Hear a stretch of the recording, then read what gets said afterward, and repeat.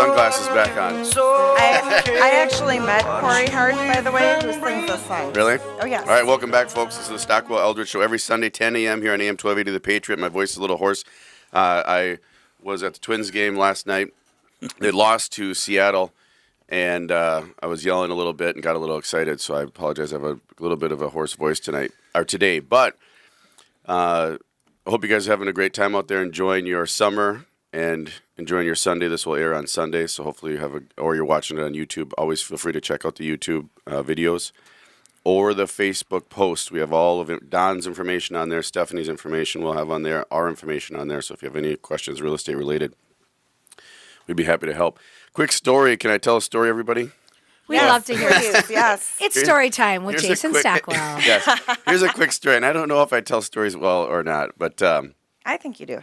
I might, and I don't know how it'll come across, but here's the story. So if you're out there and you're a seller, and I go on seller appointments every day, pretty much, or at least 5 days a week. I'm meeting with sellers, and we meet with buyers a lot too. So we'll help either of you. But when you go on appointments now, there are so many folks. It's almost like a storm chaser. When you hear the word storm chaser, someone comes through to Blaine or Brooklyn Park, and you had hail, and you get all these chasers coming in and knocking on your door to help you out. It's almost like that when you're selling houses now. There's so many new agents. There's so many people that don't know what they're doing that are going to meet and try to work with sellers, and some of the sellers are getting bamboozled by these folks, and they have no experience and they don't know what they're doing. So I went on an appointment last week and met with the seller, did the presentation, and ultimately this is my fault. When it comes down to it, this is 100% my fault for not conveying the message clear enough. They called me 2 days later. They said they're listing with the other agent. They interviewed two or three agents. They're going with one of the other agents because that agent said they could get them a higher price. And I said, well, we could list it at a higher price. I just wouldn't recommend that. And that was the main reason. That was the only reason. So I said, hey, can you hold on? Let me look something up. Looked the agent up. In that particular city, the agent had never sold a single house in that city. The agent has sold under 40 houses in the entire career. Maybe it was even under 20. I don't know. It was a very low number. And has no active listings for sale and has no pending sales with buyers right now. So nothing going on for that agent. And some people could spin that and say, yes, it's a good thing because then the agent will only have that client to work with. The problem is that house will sell, right? That agent will list the house. That house will sell for the pricing that I gave. However, they're going to start higher and be off, and it's going to cost the seller time and money. And I did not do a good enough job conveying that information to the seller.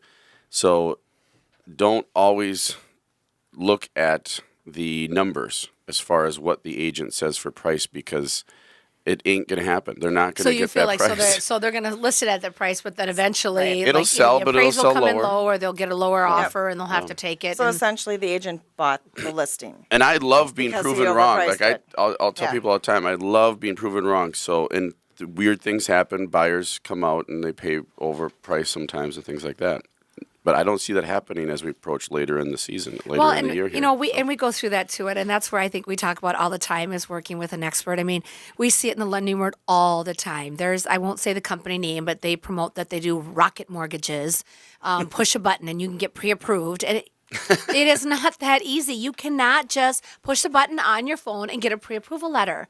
And they're going to tell you stuff, and they're going to say, we've got this and we've got this, and they're going to talk great rates and all this kind of stuff, and you get halfway through the process, and then the fine print comes out and the redisclosures come out, and then they're stuck in a pickle. And you're already committed, so at that point, they're already in the box. Right. Same thing with the listing. They've already spent money on an appraisal, committed. and they've already sent all their documentation, and they're so frustrated. And then again, sometimes they come back and blame us, and it's like we try to tell you.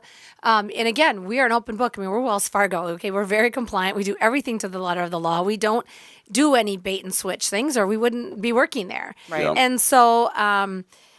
And so that's, because it's all, like you said, the market is what it dictates. I mean, somebody could come in, but, you've been an experienced agent. You've been doing this long enough. You know exactly the comparables and what's it going to take. And it's frustrating. Yeah. So we really, I think, nothing against to a newer agent or somebody who's not. Oh, I don't know if their agent's newer. I think he's an older gentleman, but he just doesn't maybe in that do a lot. market. I don't know. Yeah. And But that's And he what I may said. not be a full-time agent either. that could be too. Yeah. So that's the other things is, and that was my fault. I have to go back. I have to retool. I have to convey the message clearly and You need show to call Melissa that. delay and research. Yes. Well, I didn't know the Role general. I play. didn't even know the guy before. I mean, I didn't know the guy before that. okay. But anyway, I researched that ahead of time.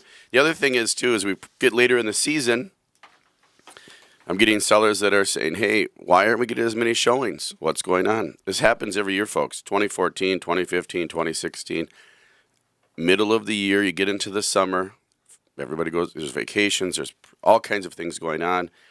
And then you have all these sellers that did not take advantage when we were telling people in January to list their homes Yep. in Yeah. February, and they decided to go on late because that's what they read somewhere in some paper or some article that said put your house on in May or June because that's the busiest months. Well, they're the busiest months because the closings are happening then, but they already sold a month or two prior to that. And what happens is then you get the desperation. So if you're a buyer out there, here's a tip for you.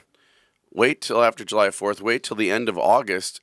And if some of those homes aren't selling, you will see some desperation. You're going to see some price drops. You'll see significant price drops on some of them because the motivated people, the cream will rise to the top, and then you will be able to take advantage of that if you're a buyer. So I would recommend doing that. And as a seller, be competitive. Make sure that you come out. And it's not February. It's not March. We're not in the parade of homes. Don't come on at the top, pushing over the price of what it actually will go for. Come out and be a little bit assertive, a little bit aggressive on it, because if you want to sell it this year, Right. Otherwise, if you're okay waiting until next spring, then that's if you have your house listed, it doesn't sell, you don't want to reduce, then you probably maybe waiting until next spring. That happens quite a bit as well. So even in this very active market, and everybody says sellers market, that still happens. Oh, yeah. Right? Yep. But Jason, don't you think that the relocation people have already relocated with the schools, and so that Well, whole that's why it's so active in those early months. Yeah. And the earlier the better. I'm telling the earlier the better. But Yeah. it doesn't say homes won't sell now this summer, this fall, this winter. Right. It's just an adjustment. It's a not quite as much as you were going to get before. So if carrying the home for another 6 to 8 months is going to cost you a ton of money, and you need to sell it, still sell it, yeah, for sure. But there's going to be some opportunities for some buyers, I think, out there, especially when people hear that the rates went up a quarter point, and they think that would tie in, Stephanie, to the mortgage rates, which it's already been accounted for, right? And the mortgage rates are Yeah, still it great. doesn't automatically assume if somebody quoted you a rate last week, it's not automatically going to be a quarter higher. We anticipate that our economists are already watching the market. And Yeah, so you know. that's misconception too. Is if you had a quote of 4 and all of a sudden the rates go up a quarter point, or the Fed raises the rates a quarter point, that does not mean your rate went to 4 1/4. So that'd be a question for your lender if you're in the mix. And then I'm seeing a slowdown in the areas that got affected by the storms because the showings. I don't know if it's just. I was up in Brooklyn Park and they got hit massively, right? I think, up there and that's what I was saying. right I think after. right now, I mean, it's just, our phones have been blowing up. Our, all of our customers that are in process of buying home or that are pre-approved or in the process of a refinance. And so I think it's This just puts a slowdown that and a halt on it for a uncertainty. little bit. Yeah, Everybody's like, yep. well, I don't want to buy a house until I know, until I've had it looked at. And then people are saying, I don't even know if I can sell my house because I Yeah. can't afford to have the holdback from the escrow. To get it fixed because I need all that money to buy another house and so forth. But It puts a damper on a lot of those things, and you trust the contractor that's doing the work for the. Let's say you're going to buy a house and it needs the work, but they're not going to get it done for 6 months.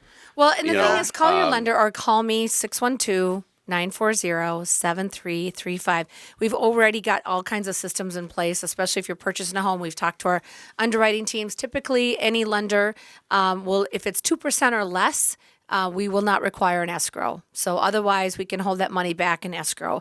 There's options where maybe 2% of the purchase of the price, right? And so if it's less than that, then we don't need to escrow. So maybe if your damage was Some of these minimal. are massive, though, but yeah. Right, I mean, they're and gonna so be, we can I've do seen some of the escrow, damage. It's insane. hold back to Oh, I know. completion, or there's other options that we've worked out. We've already talked to our underwriting managers and departments on what we can do to help you. So don't let that put a stop on it, because it is going to get fixed. Nobody's going to leave their house with holes in it, and that's why, folks, people, we require homeowners insurance. And on associations, people always ask, well, I don't want to pay this content insurance. Oh, for the love of Pete, it's like $250 a year. And like you said, Don, so now I have all my insides protected. I mean, my TVs and appliances and all that kind of stuff. So as much as you don't like paying insurance, thank you that you have it now, and that the lender has required you to have insurance I just for paid instances that like for, this. I just paid that for lunch. Well, a couple $100? Yeah. Well, I didn't get the invite. Where'd you eat lunch? Yeah, in the where'd next you eat couple- it? in the I next didn't get the couple weeks, invite. We're You gonna might have been have, at Manny's having lunch. Well, yeah, right. Ryan Larson, we'll have him back in the next couple weeks because I want to get his take on this. And we'll probably give him some time because I'm sure he's slammed as well with his insurance agency right now. But have him come in the next couple weeks, give us a recap of what's going on. Will it affect our rates as a whole in the Twin Cities going forward, and how long does that take effect, and when does that come into play? Well, the other thing is, too, is And, if they determine it a disaster area as well, if FEMA... Oh, you is that a know. possibility as well? It's possible. Oh, I mean, I didn't at know least in certain pockets. Like, again, I don't no blame because that's where I live, but it's pretty bad. I have not seen damage like this before in a long time. It was So- brutal. When we get back, Zillow. Zillow's in the news, at least in the real estate industry, for agents and loan officers, and everybody has seen it. I don't know if the consumer's seen it, but we'll shed some light on Zillow and give some opinions on what we think or what I think, and maybe everybody else will agree or disagree. But we'll be back with more. I'm Jason with RE/MAX. And I'm Dawn with Remax. Stay tuned, folks. Free.